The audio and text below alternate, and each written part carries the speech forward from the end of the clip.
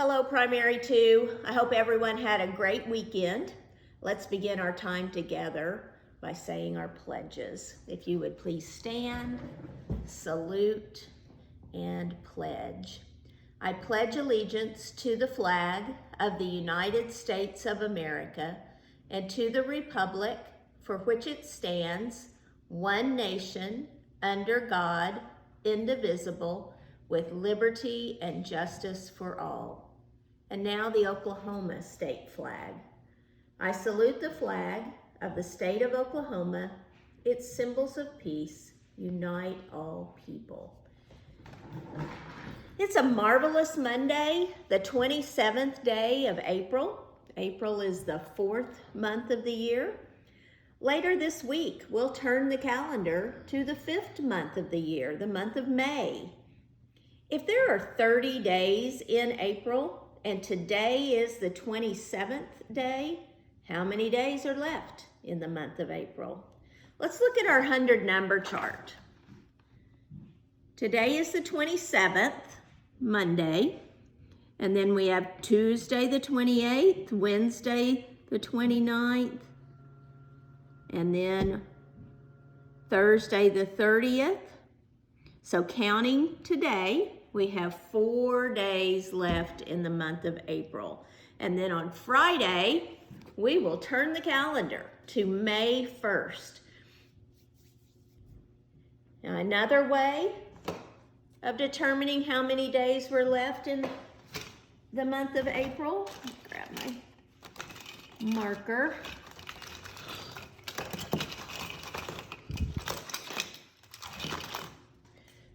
There's 30 days. 27 of those days have gone by.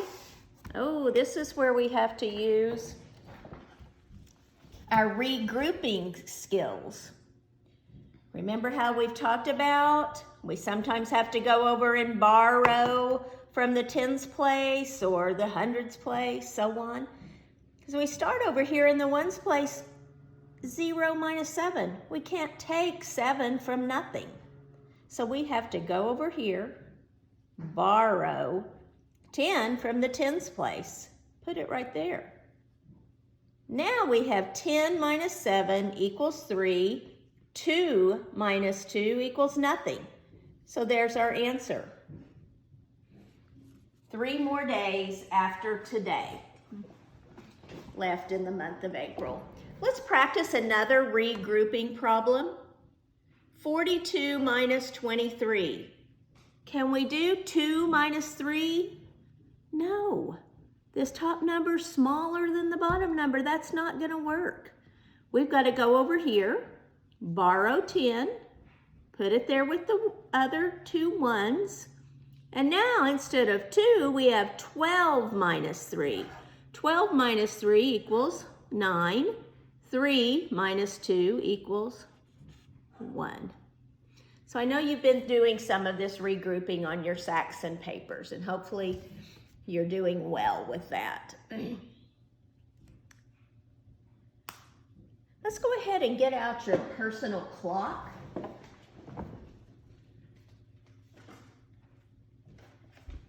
Staying with that number 3, please show me 3 o'clock. Or show yourself. I'm just so used to saying show me, but you can't show me right now. But go ahead and show 3 o'clock on your clock. And then we'll talk about that. Remembering that the hour hand should be right on the 3. The hour hand is the shorter of the 2 hands, and that minute hand right up here on the 12. That means it's straight up 3 o'clock. Now, show me 3 minutes after 3 o'clock. 3 minutes after 3 o'clock. We're not going to move that minute hand very far. Here's the hour hand. There's 1 minute after, 2 minutes after, 3 minutes after. So now we have 3:03. Now show me 3:30. Or put 3:30 on your clock. I'm going to go all the way, halfway around the clock. And notice we're counting 5 after, 10 after, 15 after, 20 after, 25, 30, 3:30. And look what happened to the hour hand. It's now halfway between the 3 and the 4 because it is 3:30.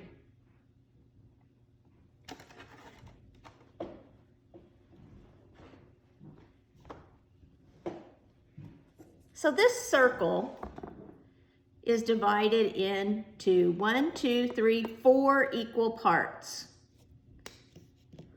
I'm going to shade one of those. And I want you to write the fraction that would represent what is shaded. Well, we know there's 1, 2, 3, 4 equal parts. That's always the bottom number of your fraction. That's how many parts you start with. We shaded one of them. One of the 4, or we would say that 1/4. Let's practice with doing a mixed number. So again, we have a circle divided into 4 parts. We're going to shade all 4 parts. Now the whole circle is shaded, which gives us a whole number of 1.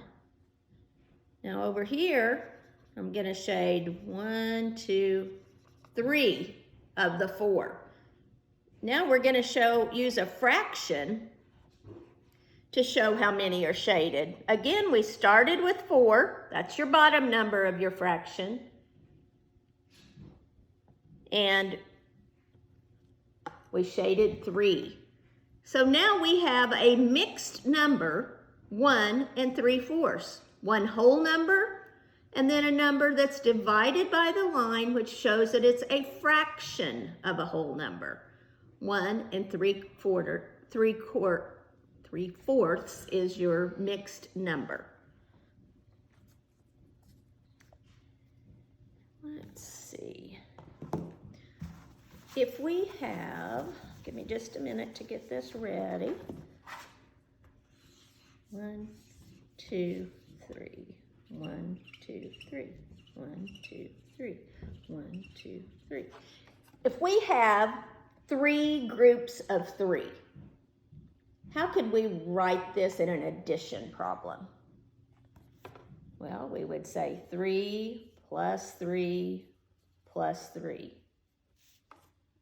3 plus 3 plus 3 equals 9. Or we could make a multiplication problem.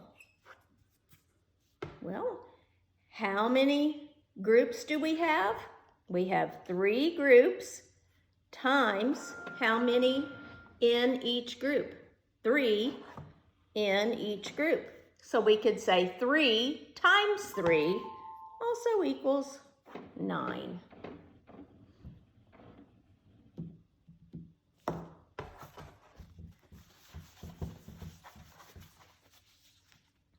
Let's take a look at our times 3s.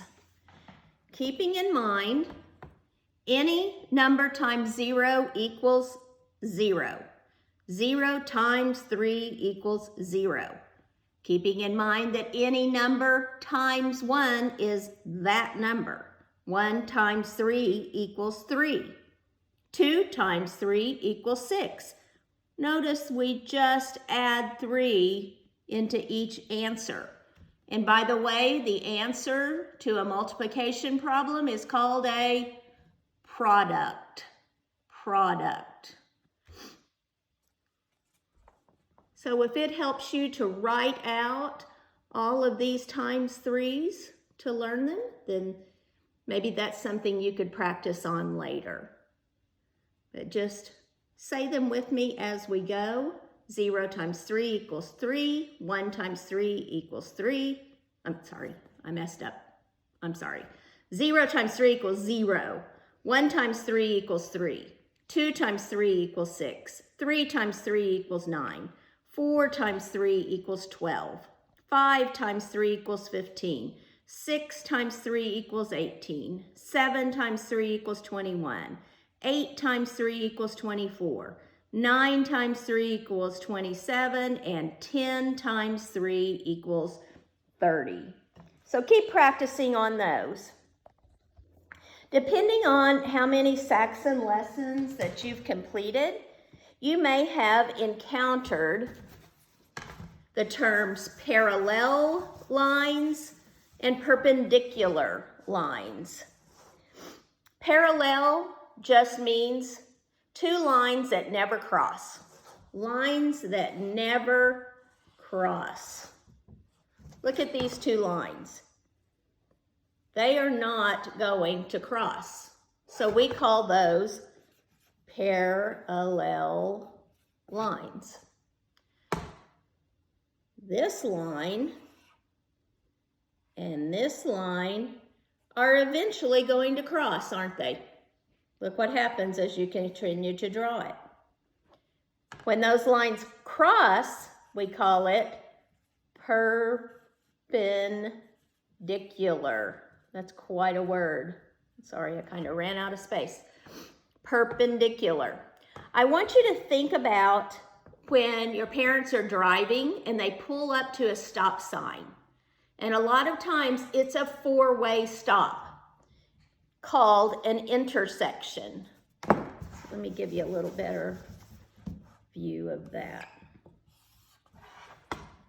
And it's because there's a road going north and south and a road going east and west. If cars do not stop, there's going to be a wreck. So this is called an intersection because this line intersects, or this street intersects this other street. So would these be parallel lines or perpendicular lines? These would be perpendicular lines because they do intersect or cross.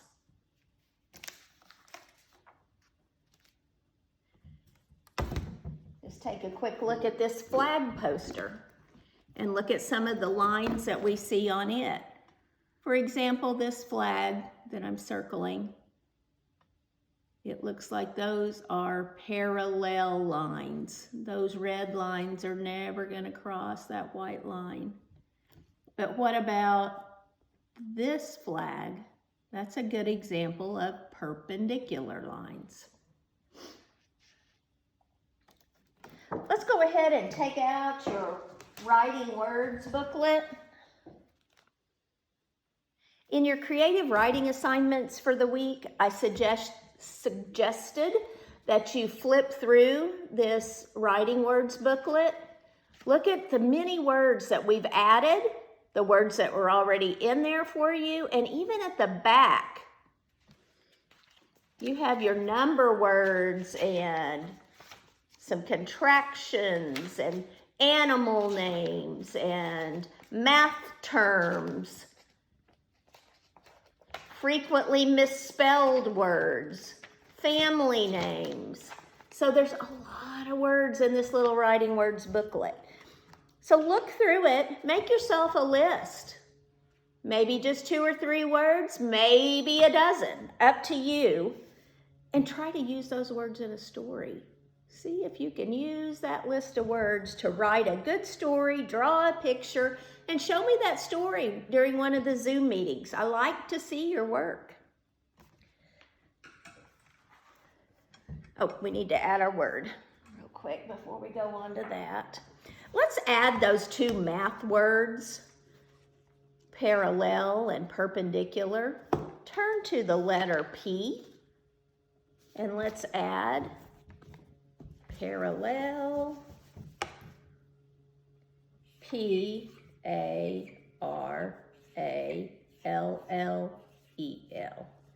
and perpendicular.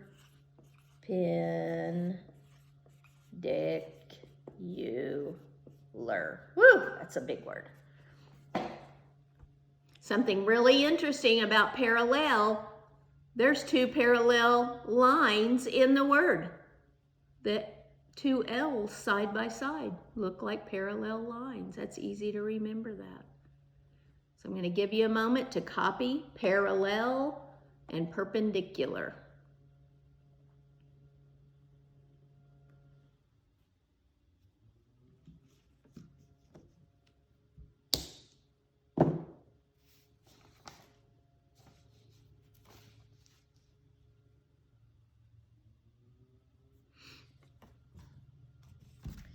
And in our word a day, we are going to add the word gloomy today. So turn to the letter G and add the word gloomy.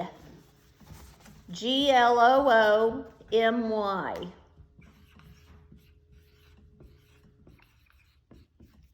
What part of speech do you think gloomy is? Listen to it in this sentence. Ben felt gloomy after his dog ran away from home.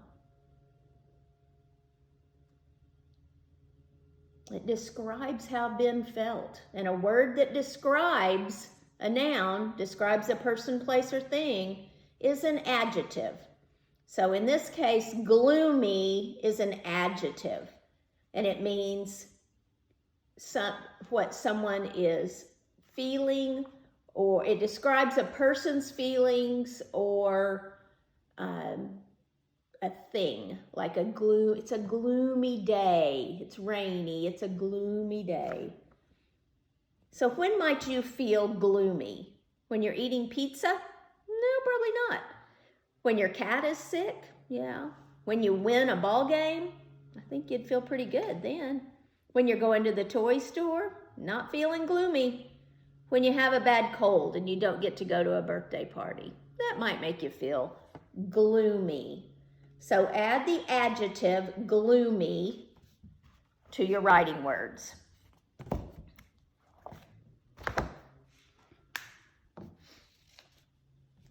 Now we have almost made our way all the way around the world. We have studied the continents of Australia, North America, South America, Asia, Africa, Europe. So we have Antarctica left. And I have about a 2-minute video for you to watch about Antarctica to give you some fun facts about this very different place, very different from all of the other continents. So as I'm getting this back up and ready, one fact about Antarctica is that it is 98% of the continent is covered in ice. It is the coldest, windiest, driest place on the earth. With Grammarly, you can find really good. No, perfect. This is a... Maybe you've heard of it. I sure hope so, because you live on one of its 7 continents. This one is the coldest, the windiest, and the driest. You better bundle up, because we're headed to Antarctica. It's the 5th largest continent, and it's full of snow and ice. Antarctica is also the world's biggest desert. Deserts aren't just hot sand and sun. Any climate that has little to no precipitation, better known as rain, is considered a desert. For example, the famous Sahara Desert in Africa gets about 3 inches of rain a year, while Antarctica averages just 2 inches. Instead of the rain soaking into the ground, Arctic rain turns into snow and piles up. Winter temperatures can drop to between 14 and -22 degrees. But don't worry, summer temperatures can warm up to highs around 32 degrees Fahrenheit. Thousands of tourists travel to Antarctica every year to see amazing animals and more. Let's start with the Antarctic ice sheet. It's massive, the largest single piece of ice in the world.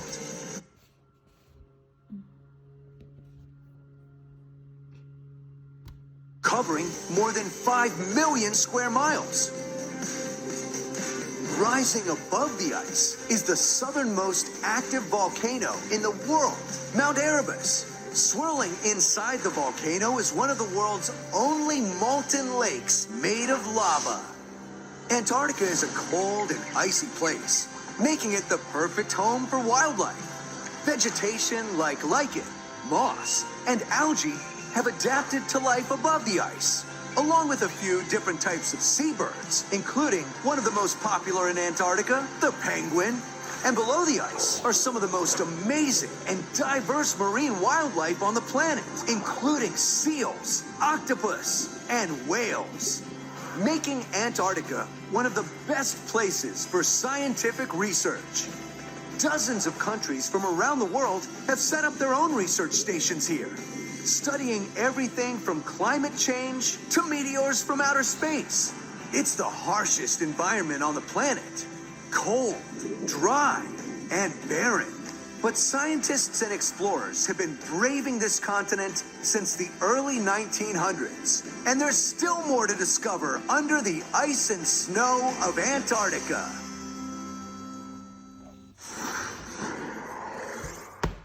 Goodbye, boys and girls.